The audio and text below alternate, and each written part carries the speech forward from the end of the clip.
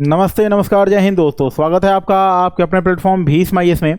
और आज हम आपके साथ बिहार स्पेशल से संबंधित कुछ महत्वपूर्ण प्रश्नों को डिस्कस करने वाले हैं। तो चलिए शुरू करते हैं। हमारा प्रश्न है कि निम्नलिखित में से किस प्रकार की मिट्टी में काप की बहुलता पाई जाती है। तो काप की बहुलता जो है वो पुरानी जलोढ़ मिट्टी में पाई जाती है। काप की बहुलता जो है वो पुरानी जलोढ़ मिट्टी में पाई जाती है। तो चलिए चलते हैं नेक्स्ट क्वेश्चन पे। अगला प्रश्न है, बिहार में लौटते मानसून का प्रारंभ कब होता है, या बिहार में लौटते मानसून के कारण वर्षा कब प्रारंभ होती है। तो बिहार में लौटते मानसून के कारण अक्टूबर महीने के मध्य में वर्षा प्रारंभ होती है। बिहार में लौटते मानसून के कारण अक्टूबर के मध्य में वर्षा होती है। चलिए चलते हैं नेक्स्ट क्वेश्चन पे। अगला प्रश्न है, निम्नलिखित में से किस नदी को नारायणी अथवा सदा नीरा भी कहा जाता है। तो नारायणी या सदा नीरा गंडक नदी को कहा जाता है। बिहार में नारायणी तथा सदा नीरा ये दोनों जो नाम हैं वो गंडक नदी के हैं। तो नारायणी और सदा नीरा किस नदी के नाम हैं? तो गंडक नदी के नाम है। चलिए नेक्स्ट क्वेश्चन पे। अगला प्रश्न है, निम्नलिखित में से कौन सी फसल सर्वाधिक क्षेत्र में बोई जाती है। तो बिहार में सर्वाधिक क्षेत्र में बोई जाने वाली जो फसल है वह चावल है। निम्नलिखित में से कौन सी फसल सर्वाधिक क्षेत्र में बोई जाती है। तो सर्वाधिक क्षेत्र में बोई जाने वाली जो फसल है वो चावल है, चावल। चलिए नेक्स्ट क्वेश्चन पे। हमारा अगला प्रश्न है कि उदयपुर वन्य जीव अभ्यारण्य बहुत ही महत्वपूर्ण है। उदयपुर वन्य जीव अभ्यारण्य बिहार के किस जिले में स्थित है। तो उदयपुर वन्य जीव अभ्यारण्य जो है बिहार के पश्चिमी चंपारण में स्थित है। उदयपुर वन्य जीव अभ्यारण्य कहाँ है? तो बिहार के पश्चिमी चंपारण जिले में उदयपुर वन्य जीव अभ्यारण्य स्थित है। चलिए चलते हैं नेक्स्ट क्वेश्चन पे। अगला प्रश्न है, वाल्मीकि राष्ट्रीय उद्यान को किस वर्ष प्रोजेक्ट टाइगर के अंतर्गत शामिल किया गया था। वाल्मीकि राष्ट्रीय उद्यान बिहार का एकमात्र टाइगर उद्यान जो है, वाल्मीकि राष्ट्रीय उद्यान जो है इसे प्रोजेक्ट टाइगर के अंतर्गत शामिल किया गया था 1991 में। वाल्मीकि राष्ट्रीय उद्यान को प्रोजेक्ट टाइगर के अंतर्गत शामिल किया गया था 1991 में, 1991 में। चलिए चलते हैं नेक्स्ट क्वेश्चन पे। हमारा अगला प्रश्न है कि दलदली मिट्टी की बहुलता बिहार के किन क्षेत्रों में पाई जाती है। तो किशनगंज, अररिया और सुपौल, इन सभी जिलों में दलदली मिट्टी की अधिकता पाई जाती है। बिहार में दलदली मिट्टी की अधिकता इन तीनों जिलों में, किशनगंज, अररिया और सुपौल में पाई जाती है। दलदली मिट्टी की अधिकता किन किन जिलों में है? किशनगंज, अररिया और सुपौल में। चलिए चलते हैं नेक्स्ट क्वेश्चन पे। अगला प्रश्न है, त्रिवेणी नहर का निर्माण किस वर्ष किया गया था। तो बिहार में त्रिवेणी नहर का निर्माण 1904 में किया जाता है। त्रिवेणी नहर का निर्माण कब हुआ था? तो त्रिवेणी नहर का निर्माण सन 1904 में हुआ था। अगले क्वेश्चन की तरफ चलते हैं। तो देखिए हमारा अगला क्वेश्चन है, बिहार के किस जिले में सर्वाधिक चूना पत्थर पाया जाता है। तो बिहार के रोहतास में सर्वाधिक चूना पत्थर पाया जाता है। बिहार के किस जिले में सर्वाधिक चूना पत्थर पाया जाता है? तो बिहार के रोहतास में सर्वाधिक चूना पत्थर पाया जाता है, रोहतास जिले में। अगला प्रश्न देखते हैं।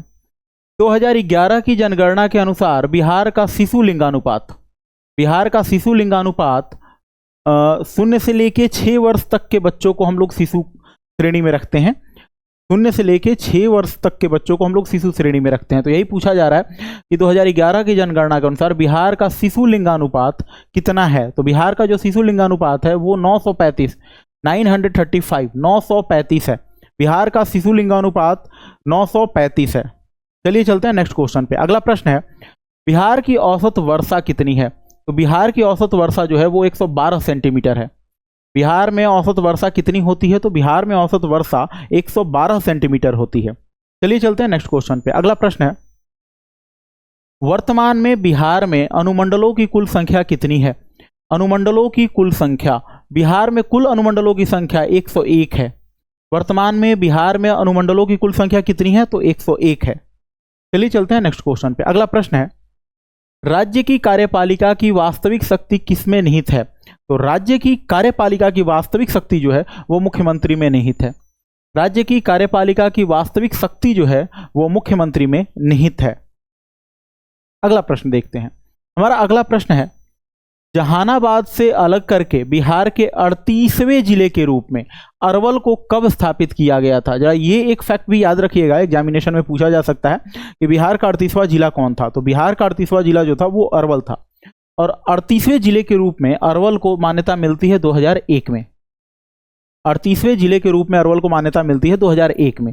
तो देखते हैं, जहानाबाद से अलग करके बिहार के 38वें जिले के रूप में अरवल को कब स्थापित किया गया? सन 2001 में अरवल को अलग राज्य के रूप में स्थापित किया जाता है, अलग जिले के रूप में स्थापित किया जाता है। अरवल बिहार का 38वां जिला बनता है सन 2001 में। अगला प्रश्न देखते हैं। अगला प्रश्न है, भारतीय संविधान के किस अनुच्छेद में पंचायतों की वित्तीय स्थिति की समीक्षा के लिए वित्त आयोग, जरा ध्यान दीजिएगा, पंचायतों की वित्तीय स्थिति की समीक्षा हेतु वित्त आयोग के गठन का प्रावधान भारतीय संविधान के किस अनुच्छेद में है? तो भारतीय संविधान का अनुच्छेद 243 में पंचायतों का वर्णन है, अनुच्छेद 243 में पंचायतों का वर्णन है, और 243I में पंचायतों की स्थिति की समीक्षा के लिए वित्त आयोग के गठन का प्रावधान किया गया है। अनुच्छेद 243I में पंचायतों की वित्तीय स्थिति की समीक्षा के लिए वित्त आयोग के गठन का प्रावधान है। तो इस प्रश्न का आंसर हो जाएगा 243I, 243I। अगले क्वेश्चन को देखते हैं।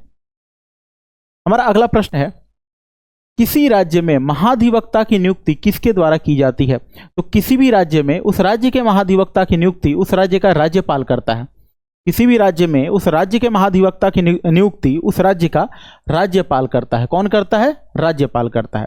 चलिए चलते हैं नेक्स्ट क्वेश्चन पे। अगला प्रश्न है, बिहार में जब पहली बार राष्ट्रपति शासन लागू किया गया था उस समय बिहार के उपराज्यपाल कौन थे? तो जब बिहार में पहली बार राष्ट्रपति शासन लगता है उस समय बिहार के राज्यपाल थे नित्यानंद कानूनगो। उस समय बिहार के राज्यपाल थे नित्यानंद कानूनगो। नित्यानंद कानूनगो राज्यपाल थे जब बिहार में पहली बार राष्ट्रपति शासन लागू किया गया था। चलिए चलते हैं नेक्स्ट क्वेश्चन पे। अगला क्वेश्चन है हमारा, बिहार का राजकीय पक्षी कौन है? तो बिहार की राजकीय पक्षी जो है वो गरैया है।